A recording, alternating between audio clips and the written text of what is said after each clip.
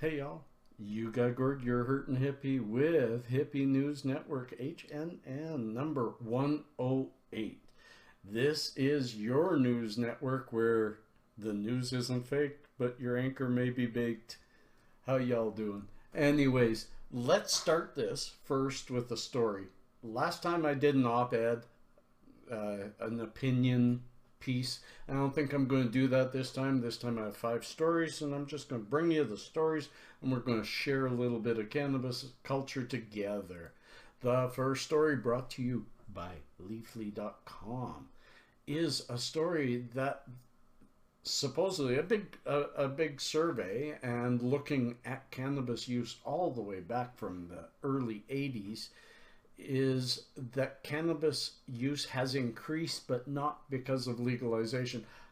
And in reading this story, I want to bring it to you. In reading it, they have not convinced me of that fact that they state in their title, but titles are often not quite factual. I'll read a piece and then we'll talk.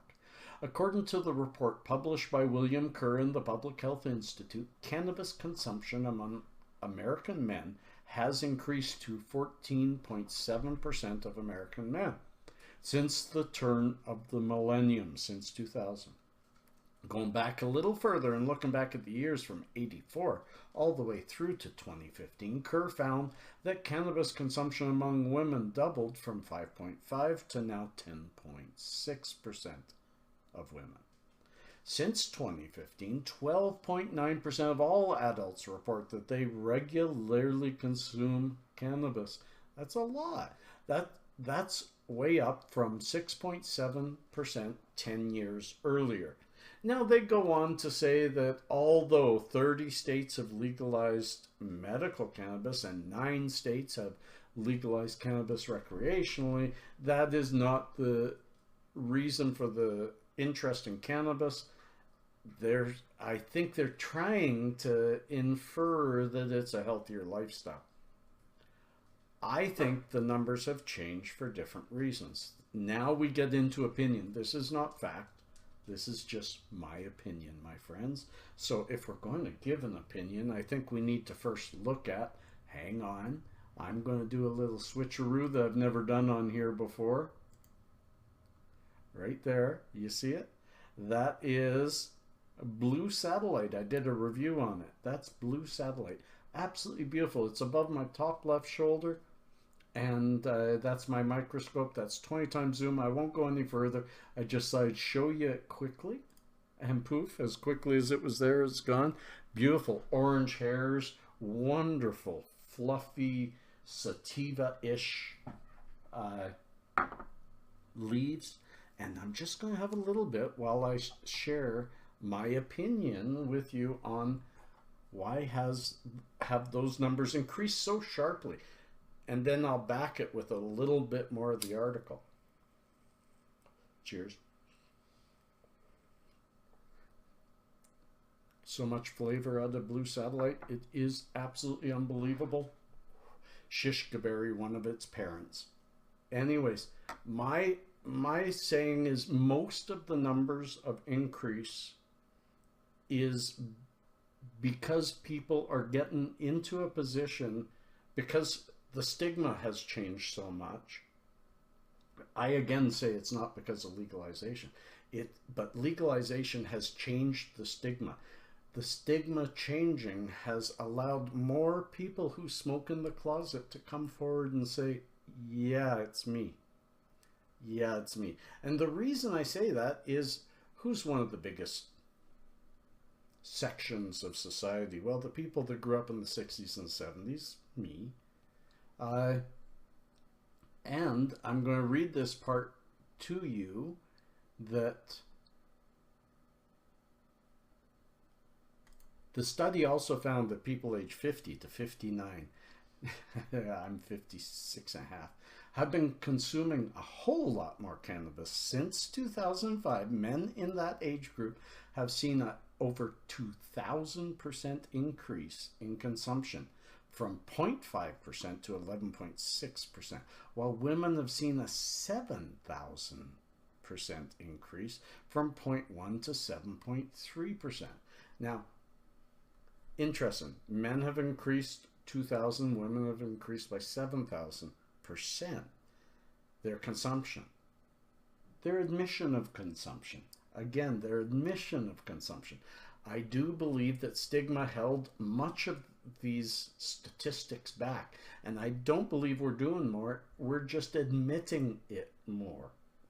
That's my thought. And the reason I say that is in the age 50 to 59, men are no longer worried, and women are no longer worried about any stigma to admitting to smoking, because they're ready to, or just have retired. It's not going to have a negative effect to their employment anymore. While in other age groups, it can still have a somewhat negative effect on their ability to move forward in their career. So the numbers seem to back my opinion, but it's still an opinion. Anyways, let's go on to the next one. Next story is from straight.com. It's a great story. I shared it. I did a whole porch pondering about it. Is the 5 takeaways from John Horgan's comments on cannabis. John Horgan, for those of you who don't know, is our British Columbia Premier. In the States, for you States people, that's our westernmost state. It's our province, British Columbia. He's the leader of that, and he's the leader of the NDP, New Democratic Party, that runs that province. In a radio interview on the morning that this was published on September 11, Premier John Horgan revealed some of his thoughts on British Columbia's developing cannabis distribution framework.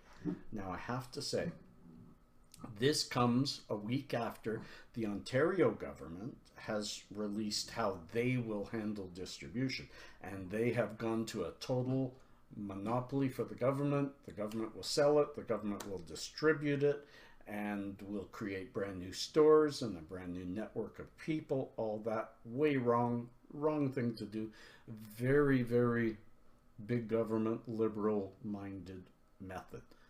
John Horgan, I don't 100% agree with everything he wants to do, but I like his ideas, and my province, Alberta, being led by the NDP for the first time in 20 or 30 years, probably will follow suit.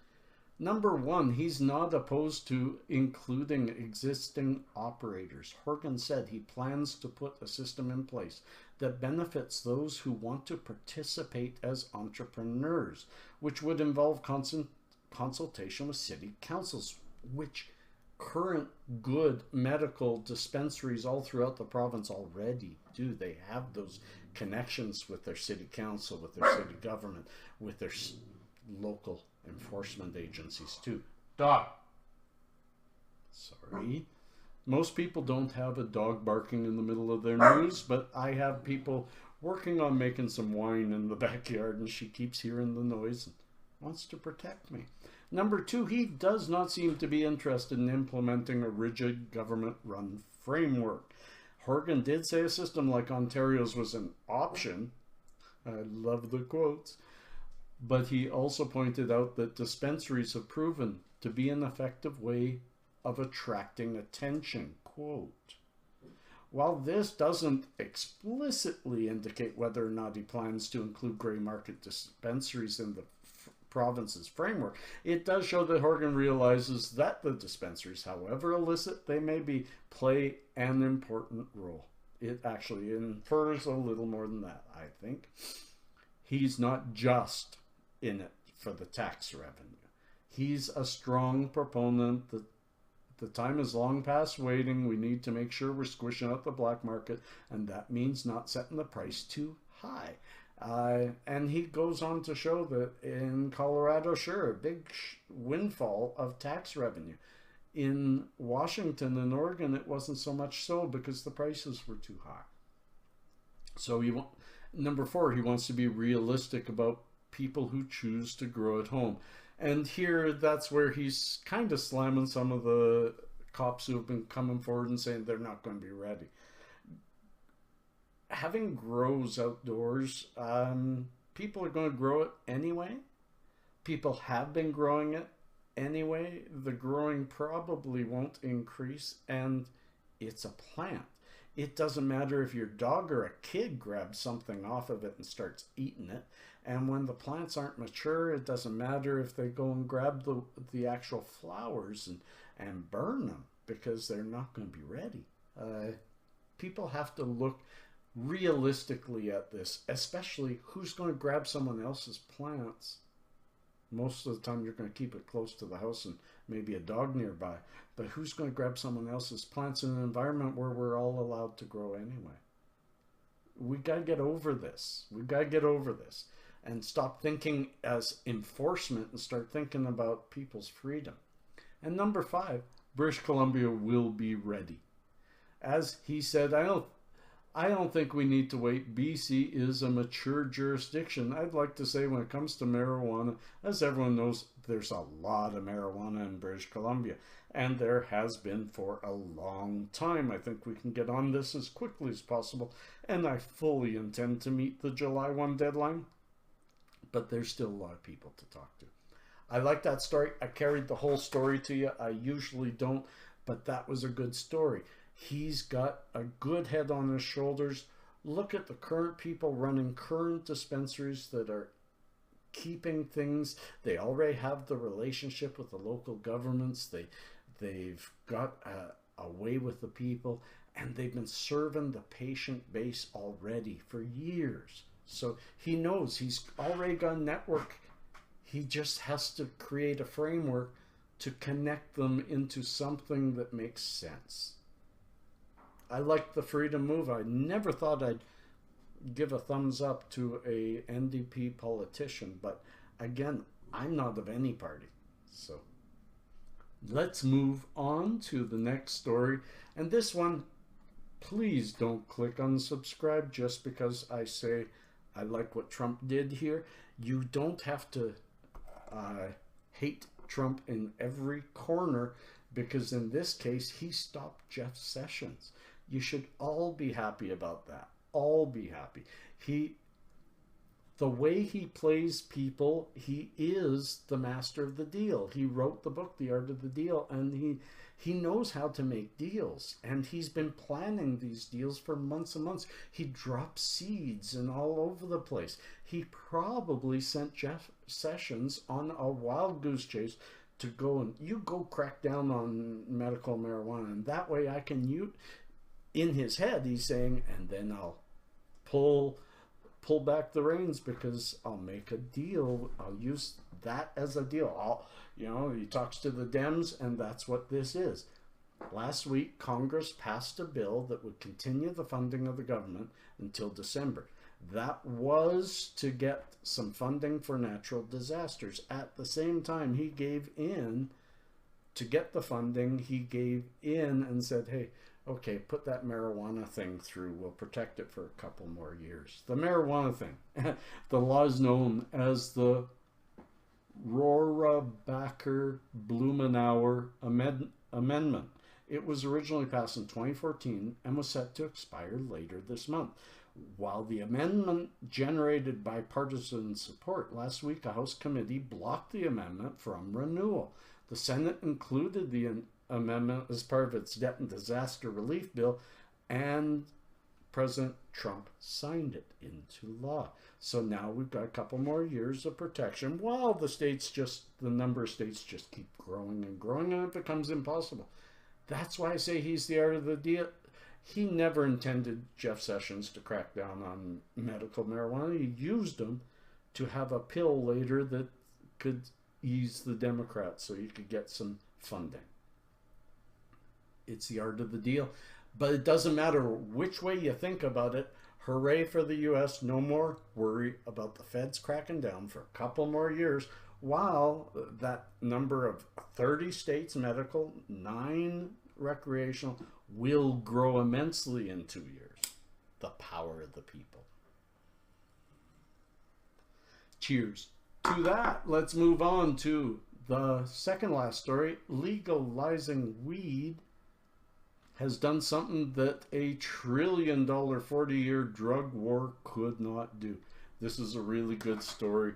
It shows that just this sheer snowball, I keep talking about the snowball of legalization. It's growing and growing and growing, and it's now too big and it's just rolling over.